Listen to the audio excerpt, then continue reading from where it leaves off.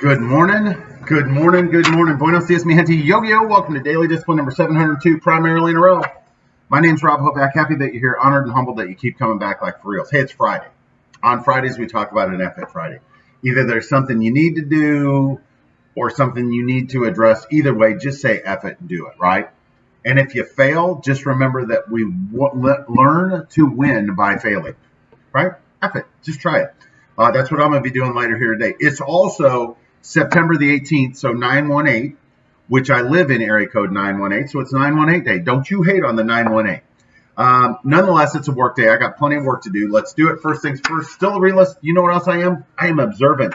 I've learned through trial and error and some difficult situations to keep my mouth shut and just watch. Now, do I always keep it? No, right?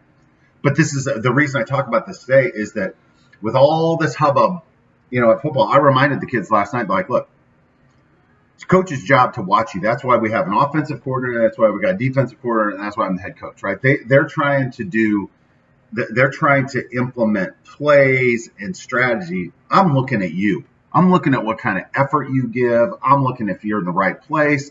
They are too, and then we talk about it, right? We're watching you, and then we watch film.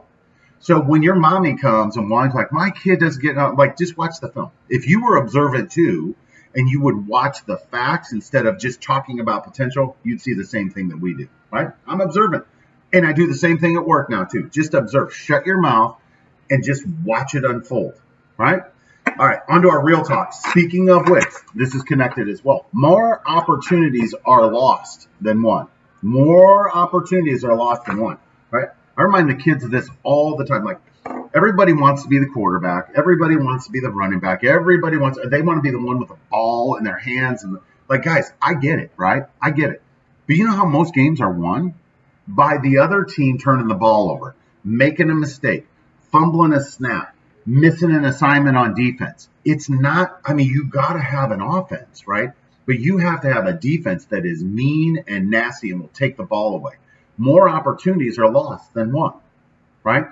There was I shared with you the drama, and I had to remind one of the kids, like, you do realize that for the first 2 weeks of scrimmage and the first two games, you had very little competition at your position.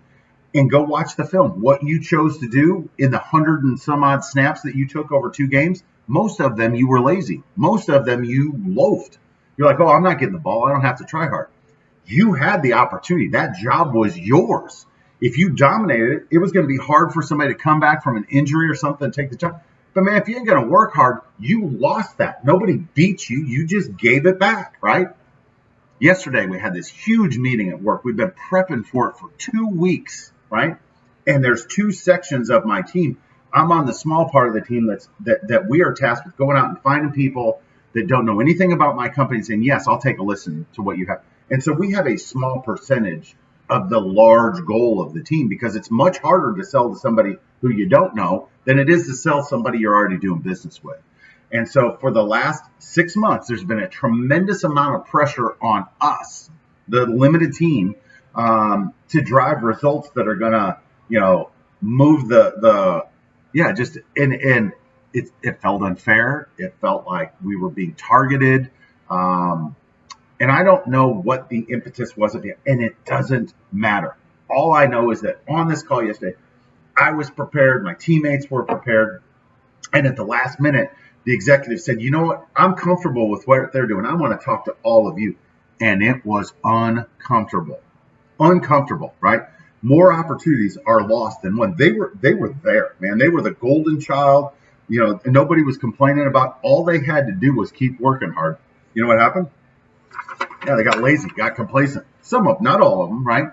And then they didn't accept that the rules had changed, that the focus had come off of us and onto them. And a couple of them are fighting it. I'm like, whew. Just remember, more opportunities are lost than won. And then you may think you're doing the right thing in the moment. And again, this is me talking from personal experience. You may think you're right, and you may win the battle. You'll lose the war, right? More opportunities are lost than won.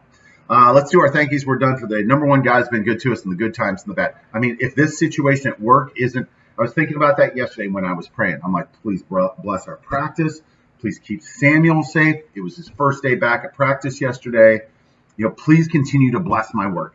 And I'm telling you, every time I take my hands off the steering wheel, as far as like trying to control things that are outside of my control, and just say, just do the work. Just do the work. Just do the work and pray. Say, God, please bless my work. It always happens. Always. I'm the one who always gets in the way. So thank you, God, for being good to us. I'm thankful for Baker Mayfield, right? Baker gets all kinds of nonsense. Why? Because he's talking. So he stopped talking so much, and he had a great game last night. It was good to see him. Baker Mayfield. Anyway, Baker Mayfield, like, I love that kid, right? And I hope that he just keeps going.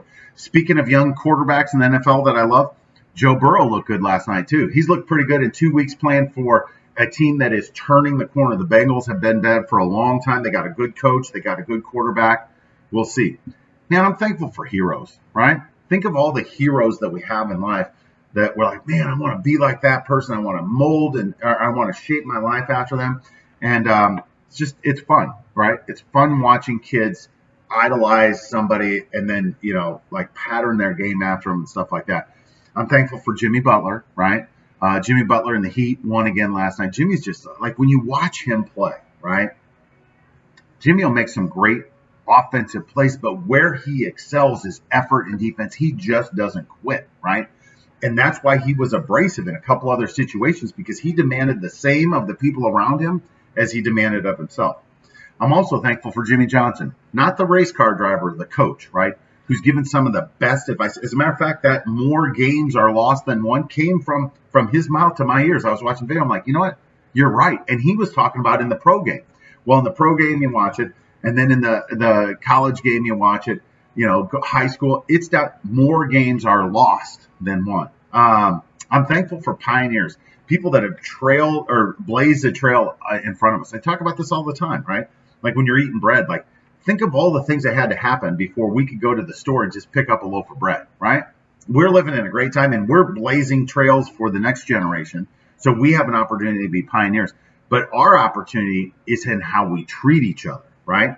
That it's no longer about blacks and whites and Republicans and Democrats and Jews and Gentiles and all that nonsense. We're human beings. We're all on the same team. And I'm thankful for tomorrow. Tomorrow's a big day, right? Tomorrow, I get to watch Sissy practice. I got the kids back tonight. Sam may actually see a couple snaps tomorrow. Who knows? We'll see how he feels tonight. But he's pretty tender. And we have a winnable game tomorrow for our team. So just excited about that. And regardless, I'm thankful for whatever today brings, whatever tomorrow brings, I'm thankful for it all, because that's a universal truth. If I want to be happy with my life, I have to be thankful for what I have. And the other thing, another universal truth, is that 2 and 2 is always far. Always. With that, we're done. Hands up. Peace out. We're better together. Appreciate you stopping by on an F-It Friday. We'll be back tomorrow on a Savage Saturday. Deuces. #Real Talk. We'll see you then. Bye.